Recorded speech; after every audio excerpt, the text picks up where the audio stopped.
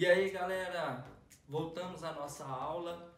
Na terceira aula nós vamos aprender um pouquinho das variações do hóquei. Então, recapitulando, na aula anterior nós definimos que o hóquei há variação na sua prática. Existe o hóquei no gelo, hóquei no salão, hóquei na grama, hóquei patins, 4 rodas e indoor. Então, as variações do hóquei são exatamente essas que constavam na imagem anterior.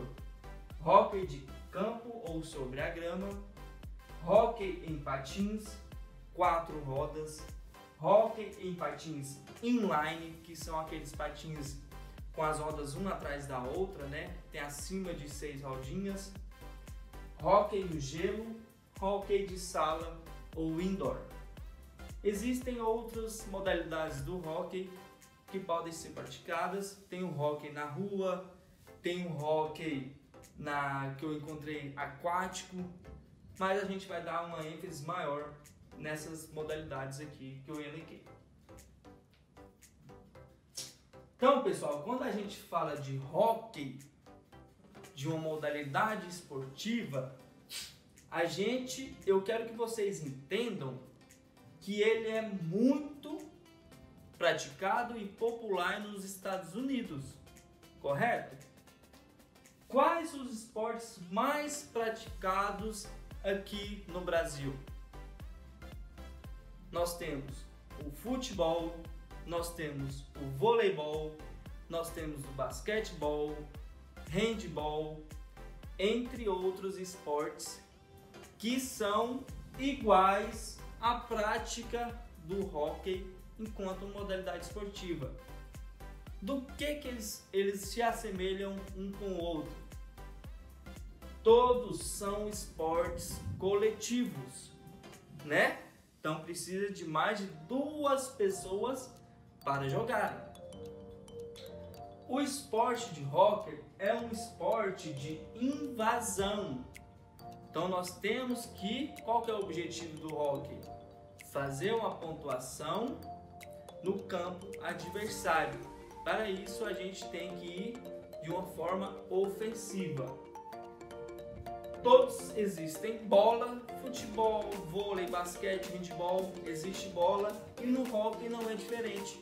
Também há uma bola para se jogar, embora seja de menor circunferência, né?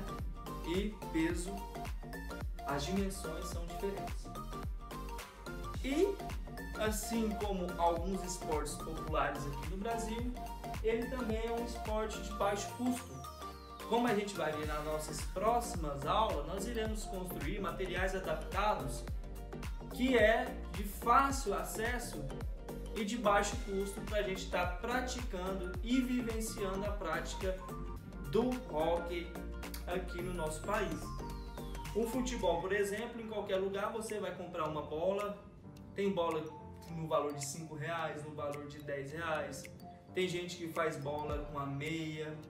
Então é um processo adaptativo para se praticar o esporte ou a modalidade. O hóquei indoor ou hóquei de salão é aquele que nós vamos aprender com mais ênfase, até mesmo porque a nossa realidade concreta na escola não tem como a gente praticar o hóquei na grama e o hóquei no gelo. Então nós iremos praticar o hóquei indoor, ou seja, o hóquei de salão, porque lá na nossa escola a gente tem a quadra, né? Então na quadra a gente pode praticar sem problema algum o hóquei indoor, tá? Então o hóquei indoor, ele deriva do hóquei sobre grama. Como assim ele deriva, professor?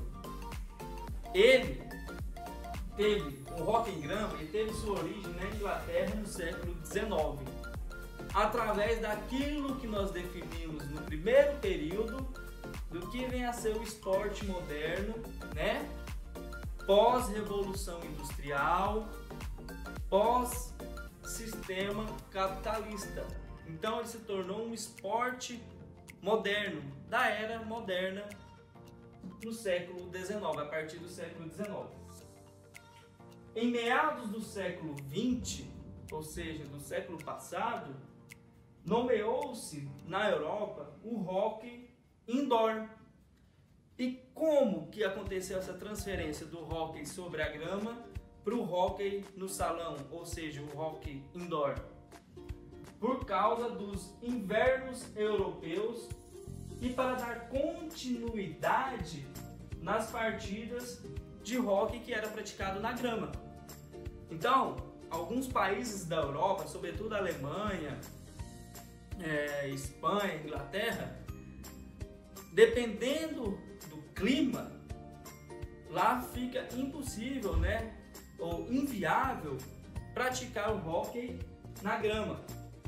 Então, o que eles fizeram? Eles adaptaram as regras do hóquei da grama para o hóquei indoor, para o hóquei no salão, uma quadra fechada, por causa do clima, né? Do tempo-clima que existe lá na Europa. Foi por isso que eles conseguiram popularizar o esporte naquela região. Então, logo após esse período, em meados do século XX, mais específico em 1950 a 1945 até 1950, o esporte se tornou popular na Europa por essa questão e também expandiu para outras regiões do mundo, né? Então, pós Segunda Guerra Mundial, o esporte vai se expandindo para outras regiões, outros continentes do mundo, certo?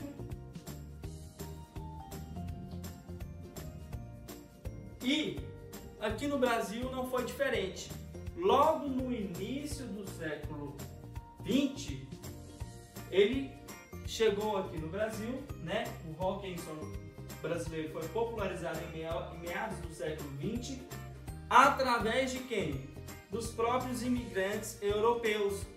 Então, os imigrantes europeus saíam das suas respectivas casas, dos seus países, vieram para o Brasil e trouxeram aquilo que nós definimos no primeiro período da cultura deles. E a partir da cultura dos ingleses, dos países, das pessoas europeias, foi se instaurando uma nova modalidade corporal que se chama o hóquei em solo brasileiro. Então, quando a gente define que a educação física é uma cultura corporal e dentre ela existem vários elementos que a gente pode aprender, é exatamente esse. É exatamente isso que eu estou querendo dizer para vocês. Que até então não existia a prática do hóquei popularmente dito aqui no Brasil. Isso foi acontecer através dos imigrantes europeus que trouxeram as suas culturas em meados do século XX. Nesse mesmo período criou-se a instituição regulamentadora do esporte no Brasil. Opa! Então quer dizer que se criou-se uma instituição que regulamenta a prática do hóquei no Brasil, então quer dizer que foi a partir daí que ele se tornou um esporte. Lembra da nossa diferenciação de esporte, jogos e brincadeiras? Perdão. No final do século XX, os campeonatos passaram a ser organizados pela Confederação Brasileira de Hóquei sobre Grama. Para vocês terem uma ideia, ele começou a ser institucionalizado assim que chegou no Brasil, em meados do século XX, 1950, 1960. Já no seu final do século XX, em 1980, na década de 1990, ele passou a ser organizado, os campeonatos passaram a ser organizados pela Confederação Brasileira de Hóquei na Grama. Então é basicamente a linha de trajeto do hóquei em solo brasileiro, tá bom? E eu não vou passar para frente, eu vou deixar essa próxima aula para a gente estar discutindo no próximo vídeo. Tudo bem? Espero que vocês tenham aprendido um pouquinho e qualquer dúvida eu estou à disposição. Beijos e fiquem com Deus.